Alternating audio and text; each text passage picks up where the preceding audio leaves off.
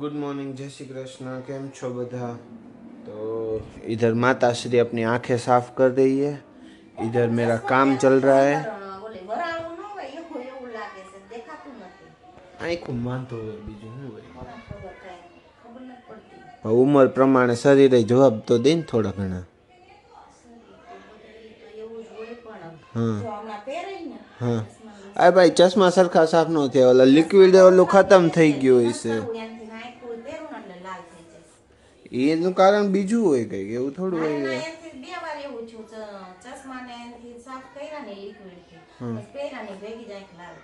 અચ્છા, તો હશે કે એલર્જી થતી બીજું એ હોય કઈ.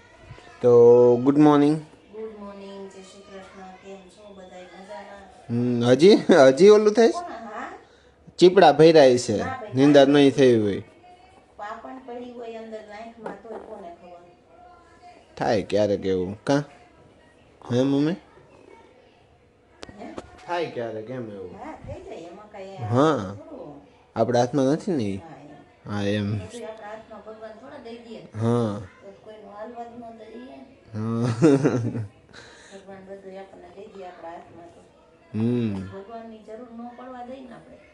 સાચી વાત છે. પણ ભગવાન એમ કે મારી આગળ કોઈ આવશે નહીં કામ વગરનું, એવું થાય. ભગવાને જે કર્યું છે ને બધું સમજી વિચારીને જ કર્યું છે. એવું છે એમ? હા. તો ભગવાને મને બપોરે મોમોસ ખાવાનું કીધું હે, તો જોઈએ તો ના પાડી દીધી. તમે બધા કહેજો હા કે ડાયટિંગમાં કોઈ દી કોઈ ક્યાંય સાંભળ્યું મોમોસ ખવાય એવું? હા ખવાય, YouTube માં સર્ચ કરી લેજો. નહીં નો જ ખવાય, ક્યાંય હાવ હાલી જ નીકળો તમે. ડાયટિંગ વાળા મોમોસ ની રેસીપી આવશે. આ હું બનાવીને બતાવે ને, રાગીના લોટમાંથી બનાવીને બતાવે, જોઈ લેજો. તો નો કરવાનું ધંધાઈ કાચું બાફણું પેટમાં દુખે. કાંઈ ન દુખે, હમું કાંઈ નું સારું હોય. એવા બાફણાથી પેટમાં જ દુખે ને. નો દુખે. ગાળ આલે એવું ચીકણું તો હોય. કોણે કીધું? આ ચીકણો લોટ આપણે ઓલો કરી મહાતા હોય તો કેટલો ચીકણો હોય રાગીનો લોટ.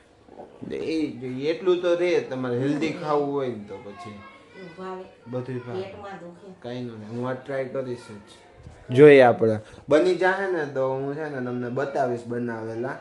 અને જો બની જશે ને તો હું કહું ને મમ્મીને કંઈક કરવાનું, નહીં બને ને તો મમ્મી કહેશે ને એવું કંઈક હું કરીશ. બરોબર? ચેલેન્જ પાકું? જો ન બને ને એટલે આખી ડાયટિંગ બંધ, બધુંય કોદા ખાવાનું બંધ. જોઈએ. અને બનાવી દઉં તો? મને કોદાથી તો નફરત છે હાવ. બનાવી દઉં તો? બોલો. બનાવી દે તો બનાવજે. તો તમારે હું કહું એમ કરવું પડશે પછી. પાકું? એટલે તું કઈસી ખાઈશ નહીં? ખાવાનું નહીં, હાલો. તું કઈસી ખાઈશ તો કાઈ નહીં, હું શાક ને રોટલી ખાઈશ મારા ઓલામાં. બાકી તું એમ કે તું ભેગી ડાયટિંગ કરતો નહીં કર. નહીં ઈ નહીં, હું જી બીજું કહું એ કરવાનું. હાલો બીજું હું મારી રીતે જે શાક રોટલા ખાતીશ ને ઈ જ ખાઈશ. બાકી તું હું એમ કહું કે ઘડિયાળ લઈ દેવાની તો ઘડિયાળ લઈ દેવાની, હું એમ કહું કે મને બીજું કઈ લેવું છે તો બીજું કઈ લઈ દેવાનું. બરોબર? તો બેંક આગળ તાર કેવું પડે ઈ તમારે જોવાનું. હવે તમે ચેલેન્જ લગાડી દીધી છે. પણ રિઝર્વ બેંક પાસે માંગવાનું ને, મારી પાસે નહીં. ઈ પપ્પા આગળ શું કામ? પપ્પા આગળ થોડી મેં ચેલેન્જ મારી છે, તારી હાર મારી છે. ના રે તમે હવે તમે જ બધા કમેન્ટ કરીને કહેજો હવે મમ્મી ફરી જાય છે. કઈ ને ફરી ગયા ના. તું ઘરમાં કઈ ગઈ ઈ બરોબર ઈ કરી શકું. તું એમ કે તું મને આ વસ્તુ લઈ દે તો ઈ તો તારે બેંક પાસે જ જવું પડે. અરે હું હજી ખાલી કહું છું કે હું એવું કહી શકું એમ. ખાવાનું તો કઈ નહીં કહું, ઈ તો તમારો ટેસ્ટ બડ અલગ હોય, તમારી ચોઈસ છે ખાવાની. પણ હું કહું ને પછી તમારે એ રીતનું કંઈક થવું પડે. ના ના ના ના, હવે તમે બોલી દીધું, આમાં વિડીયો આવી છે. તમે નો બોલ્યા હોત તો કઈ ન થાત, પણ હવે બોલાઈ ગયું પછી તો હું ઓલો શું બાણ છૂટી ગયો એ પછી પાછું ન આવે. જો જોયું તો જો. બાકી આજે મોમો તો હું બનાવીને જ રહીશ, જોઈ લેજો. હા હું બતાવે પછી જોઈએ આપણે. એમાં થોડીક તમારી હેલ્પ તો જોશે જ મારે. મને ઓલો મસાલો વઘારતા નથી આવડતો એનો. એટલે જો જોયું હરાવા હારું થી ના વઘારે. મમ્મી મને હરાવા હારું થી ન કરે. જો હરાવા કાઈ નહીં, તારામ તાકાત હોય તને આવડતું હોય તને કોણ હરાવી શકે? તારામાં હોવું જોઈએ. તો કાઈ વઘાર કરતા ન આવડે તો મારે શું કરવું? હા તો જોઈએ આજે આવું ને એટલે પનીર એ લેતો આવું. ઈ તારું જી કરવો ઈ પનીર ઘરે બનાવી દેહો હું લેતો આવું. ઈ તારો વિચાર ઘરે બનાવવું. તો બહારથી લાવીશ ને તો એમ કહે કે આ પનીર નો સારું હોય, આ નો ખવાય, આ ડુપ્લિકેટ આવે છે. આ ઘરે બનાવવાનું પૂછ્યું તો ઈ તારી વિચાર એમ કહી દે તો જોયું. બે બાટલી દૂધ લઈ આવાય ને બનાવી લેવાય, એમાં કઈ વાર ન લાગે પનીર બનાવવામાં. ઘરનું પનીર છે ને એકદમ ફર્મ થાય હો, એકદમ પોચું એવું સારું એવું થાય. ઓલું પનીર છે ને બહુ કડક થાય. ઈ જોયું. મને જો એક વાત ખબર નથી પડતી, હું હમણાં પનીર લેવા ગયો હતો બરોબર, સોયાબીનનું બને એને ટોફુ કહેવાય અને મગફળીનું બને, એ બધાને ટોફુ કહેવાય.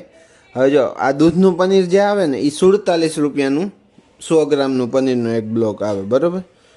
હવે દૂધ કેટલા રૂપિયાનું છે મમ્મી લીટર?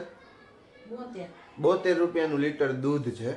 તો એ લોકોને 47 રૂપિયામાં 100 ગ્રામ પનીર કઈ રીતે પોસાય? મને એ નથી ખબર પડતી. દૂધ પબ્લિક ને પૂરું ન પડતું હોય. હા તો પનીરમાં કઈ રીતે આવે એમ? તો પછી આપણે સમજી જવાનું હોય. આ એક બહુ મોટી આમ મિસ્ટ્રી છે મારા માટે કે એ લોકોને 47 રૂપિયામાં કઈ રીતે પોસાય છે એમ. પણ એ જીવ હોય આપણે સમજી જવાય કે પનીર છે ને એ ઓરિજિનલ ન હોય. એટલે બહારનું જેમ બને એમ અવોઇડ કરવાનું, ઘરે બનાવવાનું. કેમ? તમે નાની એક એક બાટલી વ્યક્તિ દીઠ ગણો ને તોય દૂધ પૂરું ન પડે. હા હું ઈ જ કહું છું. એટલું બધું નથી. હા બરોબર જ છે. તો પનીર ક્યાંથી આવતું હોય એ આપણે સમજી જવાય શું હોય. એટલે તો કહું છું કાંઈ નહીં, સારું હાલો. તો જે પ્રમાણે આપણે કીધું હતું કે મોમોસ આજે હું બનાવીશ, તો મોમોસ માટે અહીંયા મોમોનો પેલો આઉટર લેયર હોય ને એ બનાવવા માટે રાગીનો લોટ તૈયાર છે.